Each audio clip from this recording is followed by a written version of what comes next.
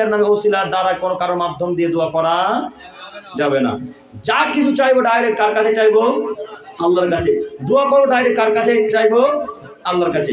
ওসিলার মাধ্যম লাগে না, ডাইরেক্ট আল্লাহর কথা শুনতে পাই, ডাইরেক্ট আল্লাহ দেখতে পাই, সবকিছু তার কাছে ডাইরেক্ট চান।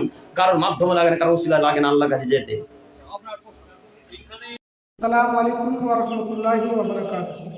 আপনারা দেখলেন একজন আহলে হাদিস ভাই আমার বলছে যে ওসিলা কিংবা মাধ্যম চাওয়া যাবে না, এটা নাকি শিরক।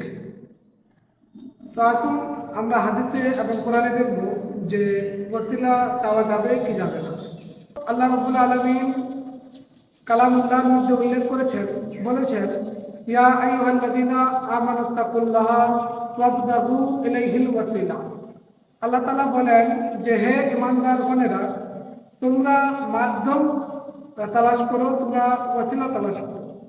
বোঝা গেল কোরআন থেকে, এটা সূরা মায়েদার আয়াত নম্বর হচ্ছে 35।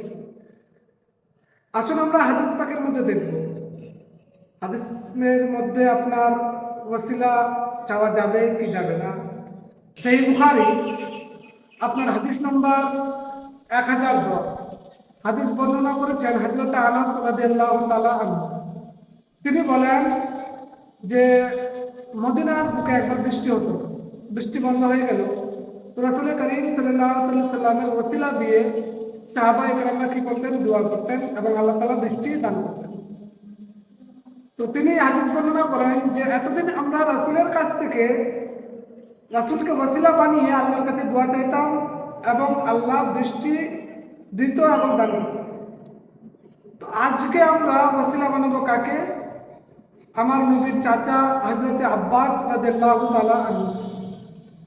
সাহাবায়ে কেরামরা বলছেন যে আমরা হযরত আব্বাস রাদিয়াল্লাহু তাআলা আনহুকে যখন ওসিলা বানিয়ে দোয়া করলাম, আল্লাহর কাছে বললাম যে আল্লাহ, এতদিন আমরা আপনার কাছে আপনার নবীর ওসিলা দিয়ে দোয়া চেয়েছি, আপনি বৃষ্টি দান করেছেন, আজকে নবীর চাচার ওসিলা দিয়ে আমরা দোয়া করব।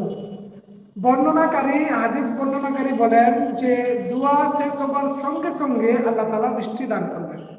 আসুন আরেকটি হাদিস, যেটা হচ্ছে সুনানে ইবনে মাজাহ, হাদিস নম্বর হচ্ছে 1385। সেই হাদিস বর্ণনা করেছেন আপনার হযরত উসমান বিন হুনাইফ রাদিয়াল্লাহু তাআলা।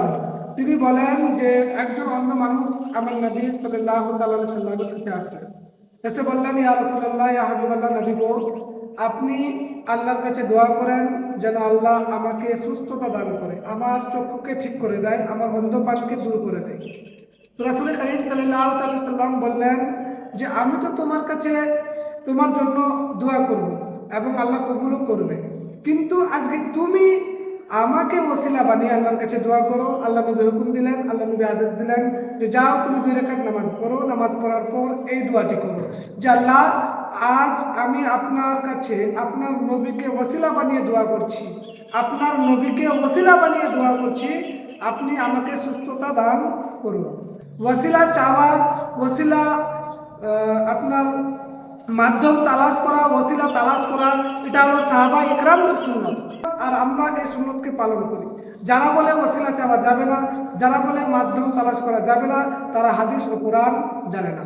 অথচ এই ভাই আমার নিজেকে আহলে হাদিস দাবি করে, কিন্তু এই ভাইয়ের ভিতরে হাদিসের এক বিরোধীও নাই। আশা করি আপনাদেরকে বোঝাতে পেরেছি। আসসালামু আলাইকুম ওয়া রাহমাতুল্লাহি ওয়া বারাকাতুহু।